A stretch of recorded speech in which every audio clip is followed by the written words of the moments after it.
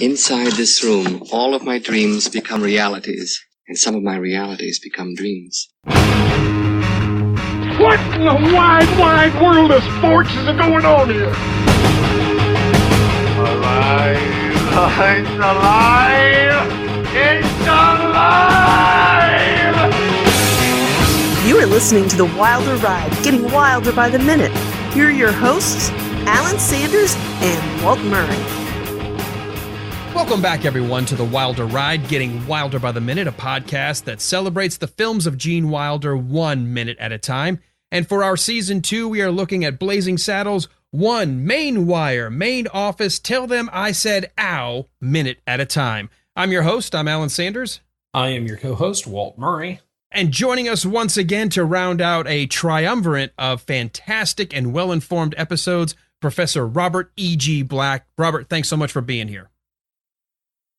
Thank you for having me. This is fun. It was good having you. Did you like that? Okay, what videos are you watching? He's watching videos about hitting people with shovels. Actually, I didn't know what I was watching. He's watching Jackass. Brian Andrews from Halloween, who plays Tommy Doyle, is hosting a watch party on Facebook, and I was curious what it was. Oh, interesting. And so I clicked and didn't realize when you introduced me, my mic was still muted. Okay, I'm back. So, 3, 2, 1. Is the kind That's awesome. I'm sorry our professionalism has rubbed off on you. I feel like I suddenly got to quote Bart from later. Always like to keep my audience riveted. I can't even keep my host through his introduction, or guest through his introduction. He's like, oh, dear Lord, how long is this intro? I'm checking out. There's a watch party on Facebook right now. Like, there's a professor on this? So boring. I'm moving on. Oh, Lord. Well, I turned on a watch party yesterday for the Cornholio episode of Beavis and Butthead.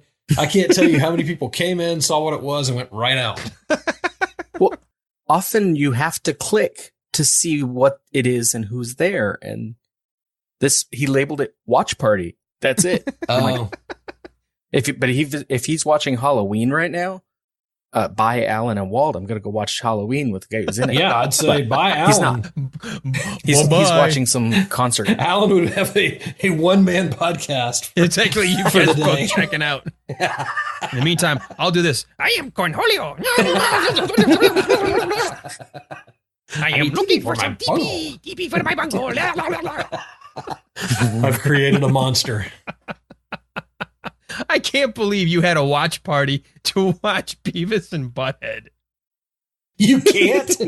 How long have you known me? Well, first of all, okay, no, point taken. But second, why wouldn't you just randomly queue up one of our episodes from last season? Well, that's true. I mean, there's no video. It can't be a watch party. I mean, you put I me in gotta my have a listen Metallica part. t-shirt. I am Beavis. Yes, this is true. Wait, which one of you is Beavis and which one of you is Butthead? Oh, yes. Well, it depends on the day. It's interchangeable. Oh. Go. Oh, I'm definitely more Beavis. Got a problem. Shut Oh, up, my Beavis. Lord. All right. Well, here we are in minute number 9, and we are on a Thursday. We appreciate everybody taking time out of work or their drive or however they're listening to the podcast and joining us here for this Blazing Saddles minute. And we are actually going to start with the guys in the mud, and Taggart looks down to them and says, well, boys, the break is over. And we're going to end with, so the railroad's got to go through Rock Ridge. And we actually, Walt, will get introduced to a brand new character. Yes, we will. Yes, we will. And one who the actor, I'm sure, is familiar to a lot of folks, but gosh, what a great actor. I am looking forward to one of the title characters, one of the villains. But before we can get there, we've got this moment where the vernacular is going to change from decidedly 1874 to much more of the typical street talk you would expect of 1974. Yes. Well, the opening line here, I mean, I know they use the N-word and other stuff, but this is probably one of the most racist lines of the movie. Don't just lay there getting a suntan. Ain't gonna do you no good, no how. I mean, it's pretty pretty bad. Yeah, I mean, it's even a little hard to read. But when he says, "Don't just lay there and get a suntan, ain't going to do you no good, no how," it really paints the picture of how of what they really think of these two guys. It's a hard line to hear, but it's funny because it's such a prejudiced judgment that It is just laying there in the sun. There's no way you're going to get any darker than you are, so you might as well get up and do some work. It's this sudden. It's like ignorance on parade. You can't get any more of an ignorant statement than right there. And it's so shocking too, because the first line is really hilarious, and he says, "Hey boys, break's over. Don't just lay there." And then he has to throw in the getting a suntan, and it's like, ugh. Okay, that's pretty painful. Now, you want to know something ironic about him saying this line? I actually, when I was back in high school, I was in ROTC, and one of my best friends had moved here from North Carolina, was a black kid, and we did everything together. And when we watched this movie, I was laughing at that line, he was laughing, and he goes, "You know what's funny? You can actually get darker." Oh, yeah. He's like, you can actually get sunburned. And he said that's what actually can be a problem, is you still have the same issue with the sun. You might be able to handle sun more, but we still have skin. You still have to be careful. You can't be out in the sun all day. Yeah. And that was one of the reasons I was surprised Charlie wasn't wearing a hat, is because, he could have really gotten a nasty sunburn out in that kind of, blazing sun. Right. I mean, obviously the difference of the pigmentation of the skin, in colder climates, usually you have this is just biology. You're going to have a more lighter skin, and in hotter climates, you're going to have a darker skin, because that does give you a better protection against the sun. But it's not like a shield. I mean, it's not completely eliminating the sun's rays. So it's ignorant on so many levels, and it's just shocking to hear, because here's Taggart, who he thinks these two guys are just lollygagging after he was going to leave them to drown in the quicksand. And then he turns around, sees them lying there, doesn't even care that they dug themselves out. He just thinks they're lollygagging. And he just doesn't care. Hey, get up and get to work. That's all that matters. That is something about all of these railroad guys, all the mean guys, all the whether it's the foreman or the whatever, the strong arm, the guys that are, whatever label we want to give them, they all want to perform for each other, and they want to get a laugh out of each other. Well, and he's having a good time being like that too, because he smacks Lyle. They both have a good laugh. Yeah, they are kind of I guess the term now is toxic masculinity, but they're men. They're just kind of men's. Well, men. And hey, no. I'm a man. I'm not going there. Yeah, no, I know. I mean, and you're more sensitive to people. And, oh yeah, that's me, Mr. Sensitivity. Yeah, that's the label I wear. Yeah. Well, I would say you're not a psychopath. No, I'm not. You do a podcast. Well, maybe. But anyway, I mean, you don't fit all of the categories. Well, no, you know what? But you care about people. I mean, I know you well enough to know that you would never intentionally go out of your way to hurt somebody or say something insulting to someone because of the way that they look or whatever. Well, what I think is happening here, and I think they have to deliver this line, because not only is it a jarring, I mean, it's a funny line, but in a, oh my God, I can't believe he said that kind of way. But as good-natured as Bart has been about all of it so far, this is the one thing that he's like, okay, you were going to leave us to die. The handcar was worth more to you than us. We rescue ourselves. We're gasping and just trying to, we're thanking God we're still here. And then you throw a shovel down and tell us no, stop, break's over. Stop trying to get a suntan. Oh, he snapped. That's it. He's like, I'm done. I'm done with Taggart. Yep. And he's a strong guy personally. I mean, just like strong character, strong will, strong mind, but he's past his breaking point now. And I can't blame him. And Charlie realizes, Charlie knows what's coming. Yeah, Charlie sees it. Bob, What? don't do that, man. Baby. Bob, don't do that. I have to. It's that look in the eyes. One time, and this is so well played. He's such a good actor. But in one of my hockey games, we had a big brawl, and my dad was one of our coaches, and he came out to try to break the brawl up, and one of the other parents sucker punched my dad. And my dad, 25 years in law enforcement, Vietnam vet, and he hits the ice, and he had that same look in his eyes, and got up and went at the guy. And it's the same intensity. It's the same sense that it's almost like this guy's stolen my manhood, and he's going to pay for it. Yeah. There's no talking sense into Bart. It doesn't matter. He even knows. He knows there's going to be consequences, but he's not the dude does not abide this scene. Yeah. Nope, he's done. He's finished.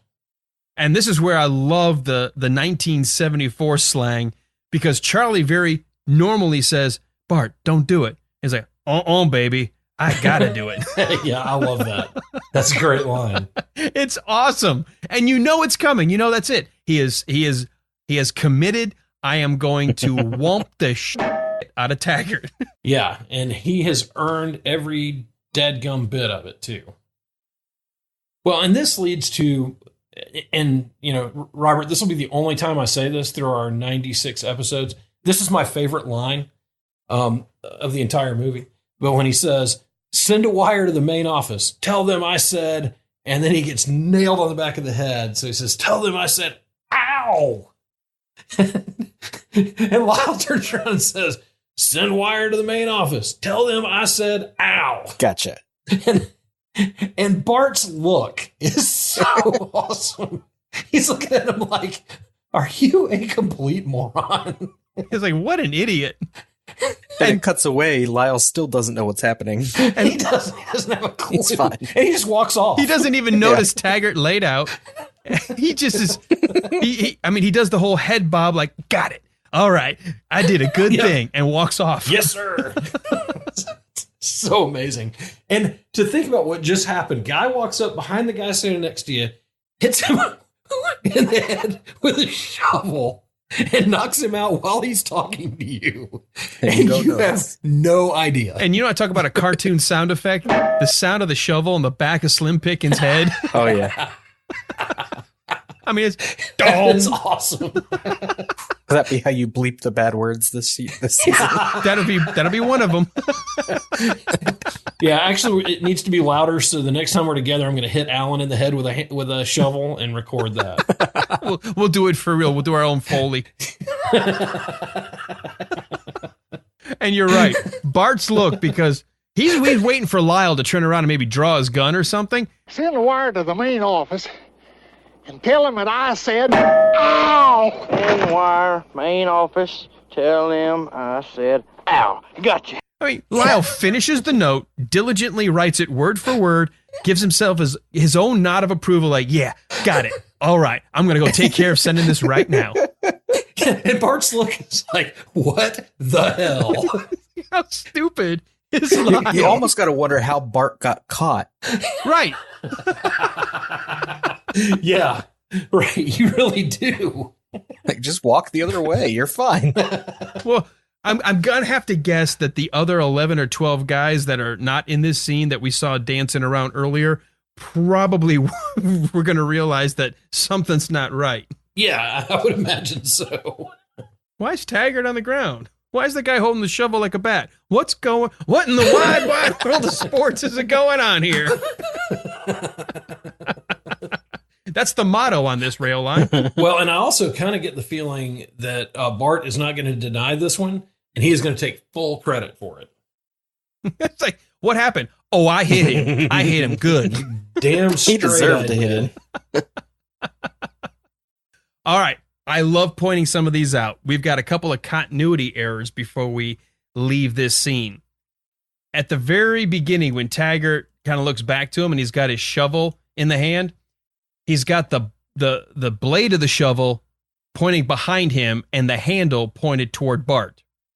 When he throws it, it's the exact opposite. Oh, yeah. Huh. I didn't catch that. You see that the blade of the shovel actually is to the far side of the tracks now, like that was the side he was pointing to Bart, and the handle is the other direction. Yeah, so somewhere in that cut, he flipped the shovel around. His hand. And Bart decides, you know what, Taggart? You want to flip the shovel around? Let me show you. I'll do the same thing. When he goes to stand up after saying, baby, I got to do it, watch which way the shovel is pointed. He's going to swing it like he's putting it where he's going to swing as if he's the opposite direction of where he actually comes into the next shot. Okay, yeah. If you look at it, he's got the blade pointing to his right as he's coming toward Taggart. When we flip around to the angle that shows Taggart dictating the message, now he's got it with the blade pointing to his left. Yeah, he sure does. And he's got to do that because he's got to be able to take now the rubber shovel and be able to, and he does a great job of selling how hard he's swinging that shovel. But if you watch just the shovel move, he does a combination of a few things to really sell it to the audience. He jumps, does this really exaggerated swing, but it's a very slow, controlled swing. You add the sound effect and the fact that Slim Pickens sells it on the really hit. Does. You think he is moving that shovel like light speed, but it really isn't moving fast at all. It's a great practical effect here that really sells the humor of being just whumped on the back of the head with a shovel. Well, I'm happy to say that I am not an expert on getting hit in the head with a shovel. And I wonder if there are any experts out there that can comment in the listeners group as to what it feels like to get hit in the head with a shovel. I've been hit in the head with a pipe and a shot put. Oh. But not a shovel. Wait a minute. Okay, wait. Time. How does one get hit with a shot put? And second, how does one survive after being hit with a shot put? It was a 16-pound as well. Oh. My friend was getting ready to take his turn, and he was just kind of tossing it directly straight up to get like the hand move going. And he threw it a little bit off right as I walked by. It came down on top of my head. Oh God. Yeah. And you regained consciousness last week? No, I didn't lose any consciousness at all. Going back to all of the Dave Made a Minute moments where you monologued, I now know why you are the way you are. Now we know my problem. That's right. I was fine before that. Well, I just love your offhanded comment of, I think this is real. Yeah. Maybe this is all one big illusion ever since high school. It's a lot of years since then. I don't think I could have made all that up. I mean, the equivalent of a bowling ball in the size of in the palm of your hand came down on your head like lead. Mm-hmm. Now, we didn't hear the thunk, but did you see birdies or sparkles or did you knock you out? It was more, well, there was a momentary black, but it was just like split second. And then I was like, just the pain took over and Because I mean, I know I've had my head thunked where I'm doing the dishes and I don't realize I've left the cupboard open and I'm leaning down and I come up as fast as you can possibly come standing straight up and just crush the back of your head. Mm-hmm. And I swear I've seen sparkles before my eyes, but no birdies. Yeah, I've had that. Now that we've solved my problems, I just realized I have another head injury too. I stood up there was like a short wall under a low, what's the roof? Like the overhang of a roof? The eave? Yeah, the eave. And I stood up on this little wall underneath it because it was like the porch, not realizing that I was taller than the space between the two. Ow. Directly into the corner of the little board holding like under there. And it hurt a lot, but I was like, I'm fine. Until a few minutes later, I'm talking to someone and they're like, do you know you have blood dripping down your forehead? Oh. Yeah, that's my new thing. It's like, yeah. It's all the rage. You got to try it. It's the style. Well, my brother was working at a construction company and he had migraines for years and years. And he was standing by a truck and a guy was loading doors that already had hinges on them. And one of the heavy exterior doors fell and the hinge hit him right on top of the head. And he has not had a migraine since. Oh, It's And useful. this was 1987. So It's The real like, cure for what's migraines. that line from Christmas head injuries Vacation about Oh, getting yeah. kicked in the head by the mule or the horse? Yeah. And her eyes went back straight. What's her eyes aren't cross-eyed anymore? Well, you know, she got kicked by a mule. Yeah. Falls down a well, eyes go crossed. Gets kicked by a mule, they go back straight again. Straight again. Who knew that all this would eventually lead to the character of Blinken in Men in Tights, who would get his eyesight back until he got bonked again and he'd be blind again? Men in Tights. Who references Men in Tights? Only one person. Since we're sharing personal head injuries. Our show today is brought to you by the attorneys of For the people. So when I was up in Michigan, we had a back patio and we had one of those old round picnic style tables. But, you know, a kid doesn't understand the difference between weight balance and load. And I was on top of the picnic table and I decided I wanted to peer over the edge of the picnic table. Well, that much weight leaning down, I went crashing forehead first right into the concrete patio. Now, being a small child, the instantaneous shock of pain suddenly had me go screaming into the house. Of course. Now, our house, when you came in from the back patio, had sort of like this mud room where the washer and dryer was, and you went through a doorway to exit there, but right across from that doorway was the doorway to our basement, which would lead down the stairs. For some reason that I cannot to this day get either one of my parents to have ever told me how this happened, both those doors were wide open. And I didn't pay attention, and I went sliding through and went all the way down the stairs and rolled all the way to the basement. I didn't know I was going to be in Home Alone before Home Alone was ever a thing. But I should not be alive after that. Well, and I thought it was going to be a glass door in there, in that story, because I walked into many of those as a kid. That's what I was thinking too. Well, I kept thinking back then, your parents would have tried to catch you or slow you down. Now, parents pull out their cell phone and start filming. Oh, yeah. The best glass door was at the top of 3 steps it was my sister's like in-laws house. And I ran up the steps, not realizing the door at the top of the steps is closed. Oh, gosh. Hit the door, flew all the way back down to the floor. Oh. Just bounced right off. And now, because if this was me, there would have been at least 4 or 5 people that would have witnessed this. Did anybody see you do that? Oh, yeah. I was like famous in the family for hitting glass doors, especially that glass door I hit on both sides more than once. Oh, my gosh. It's like, can't you learn? They kept it very clean. Yeah, I guess so. Oh, my gosh. Walt, what about you? Do you have any of these walk through windows kind of stories? Oh, well, I played 9 years of hockey. I'm Okay, well, that's intentional. That's a different level of injury. I've been hit in the head many times with pucks and sticks, but probably the biggest one when I was in college, we had a big oak tree off of our deck at my apartment. And so, of course, we had to hang a climbing rope on it. And one night I had quite a few adult beverages, and I'm swinging off of this thing like Tarzan, and of course lose control and slammed right into the oak tree.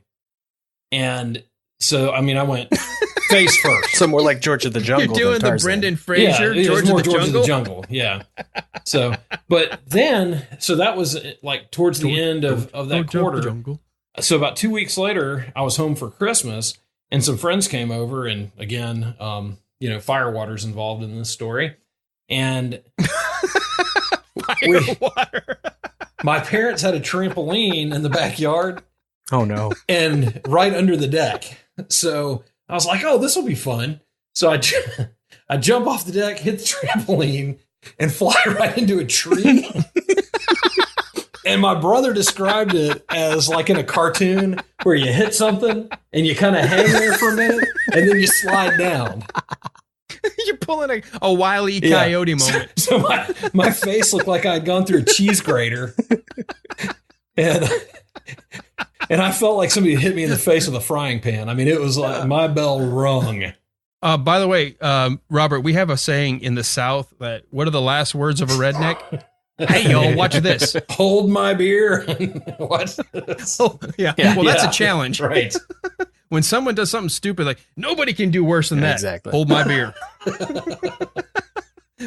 But, oh my God. So basically it explains why we are that's all right. the way we are. We all are suffering some kind of CTE head That's trauma. right. Well, and I've always been so thankful not to have to go to the emergency room with one of those, because I would rather have I was in a car wreck, I got, a meteorite fell on me, anything other than I was drunk, jumped off the trampoline and slammed into a tree. But how many of the times do you think you would have been better off going to the emergency room in retrospect? Oh, probably like every time. I just have this image of you like, oh, and sliding down the tree. It's like, I've never had a concussion that I know of. Yeah, that I know of. I know I've had a couple, but yeah, that's I've had my run of nice head injuries. So, folks, there's your disclaimer. We're not responsible for anything that we say in this podcast. We have had brain damage. Yeah. So what we're saying is live vicariously through us and learn be through healthy. us. Don't do what we've done. Wear a helmet. Wear a helmet.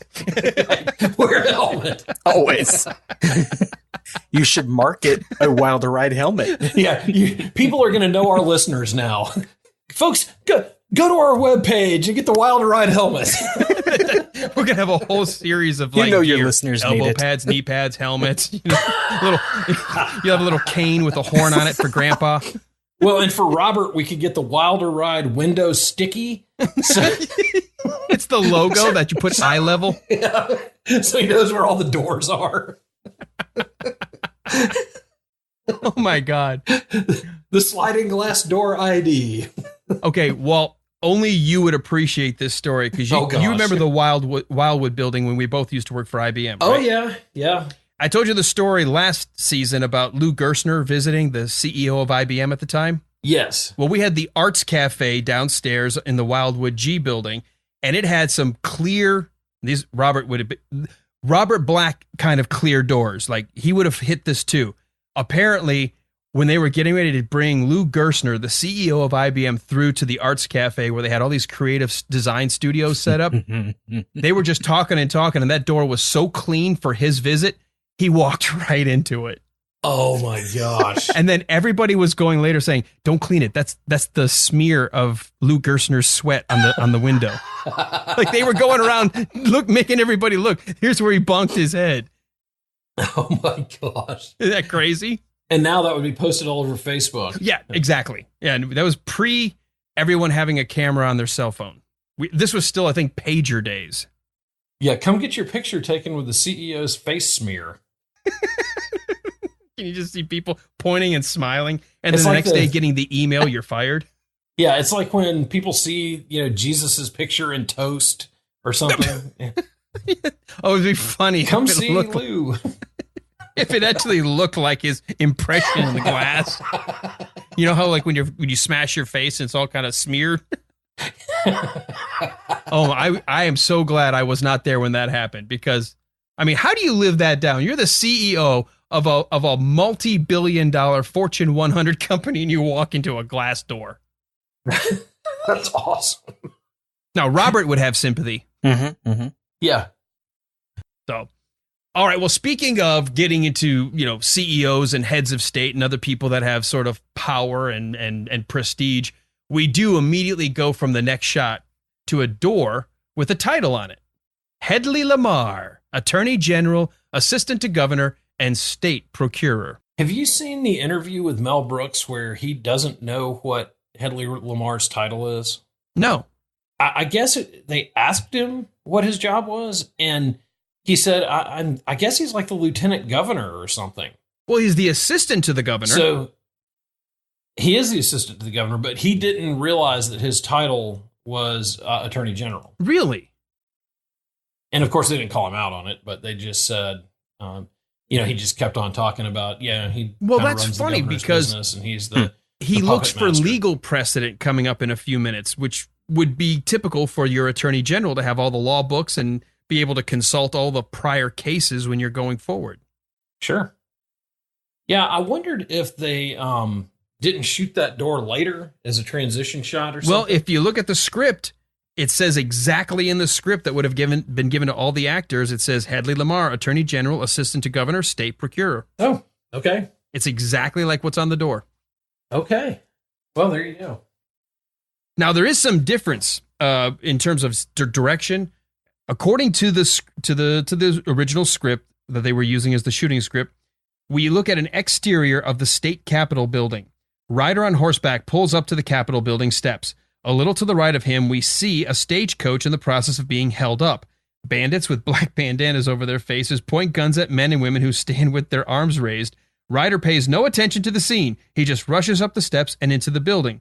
Dissolved through a sign on frosted glass, Hedley Lamar, Attorney General, Assistant to Governor, State Procurer. Camera dissolves through the door and onto a map on the wall. The map depicts the progress of the railroad construction. A finger enters the frame and points to the end of the red line on the map. A slow zoom back to reveal Taggart standing in front of his map, pointing. His head is swathed in bandages. His hat rests atop the bandages. And then you hear him say, "And right here, Mr. Lamar, is where we ran into the quicksand." So definitely a different layout. We don't have anything on the wall. We don't have that push in. We don't have the frosted glass. So we don't see a bunch of people being innocently robbed in the streets of the Capitol. Yeah, that's interesting. That's a scene we could do without. Doesn't move the story forward at all, but that would have been kind of funny to see, I guess.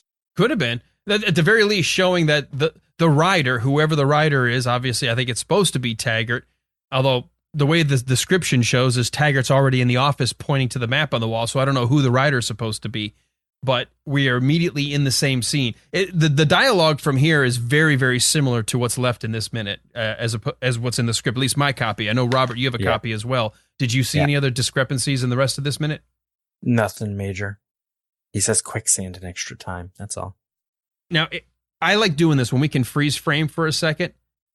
If you look at the clock on the wall that is right by the door behind Harvey Korman's character, it looks like it's 5 minutes past 7 or maybe 10 minutes past 7. So it's in the evening or early in the morning. Yes. Yeah, I can see that. I'm going to go with early in the morning, but I don't know because I haven't seen the rest of the movie. Yeah, we'll go with early in the morning for now. I wasn't looking at the clock. I was more concerned with the painting in the background. The wedding painting? Yeah. I was going to ask, who has a wedding portrait from the back? Is very back ugly to the audience. People. Like, we really want to get our portrait taken, but we're hideous. That's why you have a veil, man. But what do you do with him? Careful lighting. Maybe it was a nude wedding, and at the time, they couldn't really show that, so they, just put stuff on the back, and that was the best they could do. Well, okay, this is the Attorney General's office. Is that not supposed to be him? Huh. I would think so, or maybe it's his son or daughter. The prior Attorney General, and he just left the painting up? No, it could be the Attorney General's son or daughter. No, I know I heard you, but I was ignoring that because that was stupid. It actually looks like it's a darker person than him. Looks like Mel Brooks. No, I think Robert, you might be onto something. I'm wondering, is that just sort of just a very subtle thing that because it's a black couple that they're not allowed to be seen? I was looking it up to see if it was like a famous painting even. I can't tell. But I couldn't find anything about, and that doesn't say that it's not. I couldn't find anything to explain the painting in this particular scene.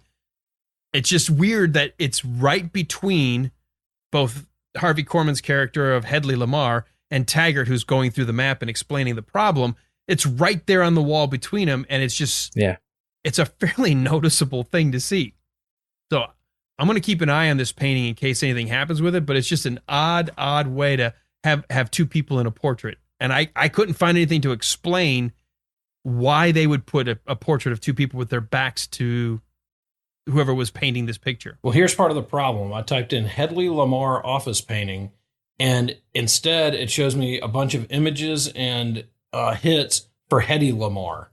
Mm-hmm. I'm like, no, Headley. That's Headley. Headley. It's Hedy Lamarr's office. Get it right. I'm going to try to get you sued. Although she's dead. Yeah. She is dead, but her estate maybe is litigious as she is. Could very well continue in that trend. You know, that's the big joke. Mel Brooks kept saying, "Oh, you know what? She's not going to do it, but you know, even if she threatens, it's going to be great publicity." But she really did sue them. Sued him. Yep. She sued him. So, well, real quick, they mentioned Rock Ridge, and of course, I'm trying to figure out where this film is set. And I found a list of for 7 different rock ridges. And interestingly, one is in Georgia. But there's Rock Ridge, California, which is near Oakland, Rock Ridge in the Greenwich, Connecticut area, then Rock Ridge, Georgia, which, Alan, you'll know exactly where all this is. It's south of Ephesus, near the huge town of Texas, Georgia. Yeah, I have no idea. It's in the middle of nowhere.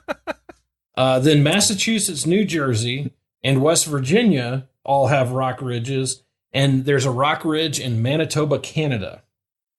There's a Texas, Georgia. Yeah. Oh gosh. Yeah. There's everything. I don't know why that's funny. Actually, there are some towns in Georgia that there are like 3 towns with the same name. Georgia's nuts. So, and we don't pronounce anything correctly. Oh no. No. Like there is a town, and Robert, you're an educated man. The town spelled Cairo, like the capital of Egypt. Mm-hmm. We don't call it Cairo. That's Cairo, Georgia. Cairo. Yep. Well, and there's a town that is spelled just like Auburn, Alabama. that's pronounced Auburn. Auburn. Yeah. Auburn's it's crazy. Fine. You're just dropping an R. It's okay. Yeah. That's just an accent. But they get mad if you call it Auburn. Oh, that's weird. Of course, it's right near Athens, where the University of Georgia is. So that might be a part of it. That's probably a big. That's a whole SEC football thing. I always had a problem with like the TV show Smallville. So I'm like, anyone who lives in Smallville, Kansas, is going to say Smallville. Oh yeah, right. And I'm like, they're not going to pronounce it perfectly. It's Kansas. I've been to Kansas. They're going to pronounce it the way Kansas people pronounce. Right. It's like if you're from Louisville, it's not Louisville, it's Louisville. Yeah. Louisville. Right. Yeah, I lived in Cookeville, Arkansas, or Cookeville, Tennessee. Oh yeah. And yeah, Tennessee Cookeville. Tech. Yep. We stole time from their computer lab often, even though only one of us was a student. Only one of us was a student. Well, before we wrap up this minute and our time with Robert, this is the first time we're being introduced to the character of Hedy Lamarr, played by the wonderful Harvey Korman, one of those actors who can literally overact and it seems natural for him. And I know I think this is one of his first feature films. And I remember seeing an interview where he was a little nervous because the first thing they shot was the scene with Mel Brooks, the director, and he was handing out the paddles and trying to help the governor sign all this legislation. And he was just panicked about whether or not he was going to be okay in the scene. But Harvey Korman has had a stalwart career as a very funny man. Well, he does. He has an incredible career. He has over 100 credits, or right at 100 credits. And I posted this today in our Facebook group. Did you say that the first thing that he ever did was a sponsored film from a company called Swift & Company on how to accurately carve a turkey? And it's called Carving Magic from 1959. And it is Harvey Korman at his best. Like, I was laughing all the way through it. I know it's not intended as a comedy, but you almost get the sense of him just being that smart aleck, smarmy guy that he is in so many of his stuff. But then he went on, he was on the Donna Reed show. He was in the Untouchables TV show. He was in a movie called Son of Flubber, which was sometime before he did this movie. He was on the show Dennis the Menace, Hazel, the Jack Benny Show, The Munsters. He's in the Star Wars holiday special. Special. Yes, he sure was, which is a disaster. He was on a lot of the Flintstones shows. He did a lot of voiceovers. He was on The Love Boat, and then, of course, he was in the movie High Anxiety. He was in History of the World Part 1. Yeah. He was on a show called Mama's Family. He had his own show from 77 to 78 called The Harvey Korman Show. And he was in Dracula Dead and Loving It. But then, of course, I think the thing he's most known for is the Carol Burnett Show from 66 to 77. Yeah, some great pairing between him and Tim Conway, and just the bits and skits they came up with on that show, the sketch comedy out of this world. In fact, go back and watch if you can on YouTube. If you've never seen any of the Carol Burnett Show, especially the scenes between Tim Conway and Harvey Korman, Tim Conway would intentionally change things up in front of the live audience and let just Harvey Korman dangle in the wind. And you see him so many times struggling not to break, and oftentimes did. And Tim Conway can hold a poker face all through that stuff, and everybody else is losing it. And there are a couple of them you can actually see the camera shaking because the camera operator's laughing so hard. It's some really, really good stuff. The old Carol Burnett Show and a lot of the sketch comedy, and to get your, to cut your teeth in front of the live studio audience and have all that in your background really, I think, plays well for the character that Harvey Korman plays in this. Oh, no question. And the talent on that show alone was absolutely astounding. Some of the funniest sketch comedy you'll ever see, and some great improv. So, we're in the midst of Taggart explaining the problem to Hedley Lamar. Hedley Lamar is kind of interested, but he also seems kind of distracted. So I'm not sure where we're going to go with this scene, but unfortunately it just ends as we're explaining where the railroad has to go through the town of Rock Ridge. So before we wrap up this Thursday edition of The Wilder Ride, Robert, you've been our guest for the last 3 episodes. Anything else you want to add to this minute, or anything, since this is going to be the last we see you for a couple of weeks, I think. I think you're coming back again in a little bit. Yeah, it's a little late in this minute to nitpick, but I just want to say that shovel comes from nowhere.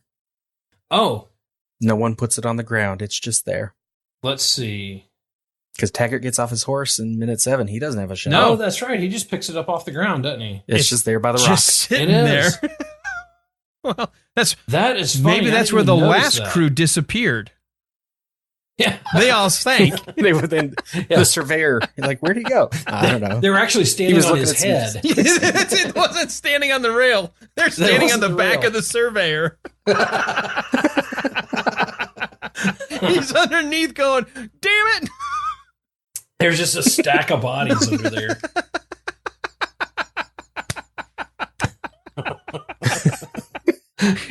Well, they just fill it in with enough of them. It'll be fine. Oh my God. I never even thought of that. That is funny. That's we keep send wire main office, need another surveyor. They keep running out on us. We can't figure out where they're going. Why is this hat just sitting on top of the quicksand? Oh, well, Larry must not have needed his hat. Good catch, Robert. That is awesome. Yeah, that is really funny. There you go. All right. No wonder they ran the rails right into the quicksand. Exactly. They didn't know. Is it me, or is the world rising? Glug, glug, I don't know, but I don't like it. Oh my gosh, that's fantastic. Great catch, Robert. What else you got? That's all I got for the minute there. But if your listeners want to hear more of me, I could tell them that. Okay, well, hold on one sec. Or we got more. Wait, Walt, do you have anything we missed? The only thing that we didn't really talk a whole lot about, and me being the hat person, I love that hat sitting on top of his bandages. And it's the most ridiculous look, but it's really great. And it's kind of a classic Mel Brooks of one of Mel's more subtle bits of humor, but that's a great look. And what's crazy is that's going to play into a gag in a little bit, because how do you not notice that? Yeah, right. I mean, the bandage is so fat, the hat doesn't even fit right on his head. It's like set atop the bandages. And Slim Pickens is so great because he's playing this part as a pretty straight guy, right? You know, like he's not trying to overtly be humorous. So, but he plays these ridiculous bit so well, and really just helps this be one of the great movies that it is, largely because of his ability to do that. I think that's what saves him and even Lyle to an extent. It's not like you want to excuse their behavior, but you kind of understand they don't know any better. Yeah. And so you kind of give them a little bit of a pass, and they tend to still stay somewhat, I don't want to say likable, I don't know what the right word is, but you don't necessarily despise them. You know they're wrong, you know what they're saying is wrong, but they're still fun to watch. Yeah, they're kind of like that uncle at the holidays that you're just like, ugh, really? The one you're not supposed to be left alone with? Right, that guy. Yes. He's fine that in guy. public, but just if he invites you to the bathroom, kindly decline. Yeah, just walk away. Just run through the plate glass window and go outside. All right, Robert, you've been with us for 3 days. Tell us again where people can learn a little bit more about you or hear some of the work you've done online. Well, I got 2 podcasts behind me. The Dave Made a Minute, where we looked at the indie film Dave Made a Maze 1 minute at a time, sometimes blindly and at random. Walt and Alan were in that several times. Michael Myers Minute, where I looked at the original Halloween. And I got the Room Minute. I hope some of it's out by the time this episode goes up. Otherwise, if you don't want to hear me, but you like what I have to say, you could go back to my blog, Groundhog Day Project. Guys, 1,365 entries that average over 1,000 words each, all about movies. Fantastic stuff. And by the way, folks, an interesting tidbit. For whatever reason, Robert likes doing these social experiments and including some on himself. You actually said that you watched Groundhog Day every day for 365 days straight. Yep, that's how the blog started. Wow. And then once a month after. So you kind of are aware of that movie. Like you could probably, I don't know, rewrite it at this point. Mm-hmm. That's fantastic. I don't know why you did it, but I can honestly say I've never met anyone who has. I think we explored that earlier with the head injuries. It goes with it. Well, I kept watching it, but I couldn't remember. Windows? Oh, you were the precursor to 50 First Dates. Yeah. You'd watch the movie, but the next day you didn't remember you watched it, so you go watch it again. Like every day it was new. It's like, it's a brand new movie. Well, you know. Look how funny this movie is. Fell down a well, started watching Groundhog Day, got kicked in the head by a mule, Stopped. Started podcasting. Started watching Dave Made a Maze. Walt, where can people learn more about us? You can learn more about us at our website, www.thewilderride.com. And the great thing there is you can find out everything about us, our bios, old stuff that we've done, where to go to our Patreon page, where to go to our Facebook page, and coming soon, all of our products like the Wilder Ride helmet, window stickers so you don't crash through the plate glass, all those exciting things that we'll soon be offering. Fantastic. Well, come on back tomorrow. We're going to wrap up the week Friday. We're going to continue the conversation in Hedley Lamar's office with Rock Ridge, splendid. And then we're going to end with This One is a Doozy. And that's all going to be here for episode 10 of this, The Wilder Ride. Did you say Hetty? That's Hedley. Hedley Lamar? Somebody's got to go back and get a shitload more surveyors. I'm standing on the rail, but it won't quit moving. It keeps wiggling. It's struggling against me. This rail is oddly like a hand grasping my ankle. Oh my gosh, we just took a dark turn.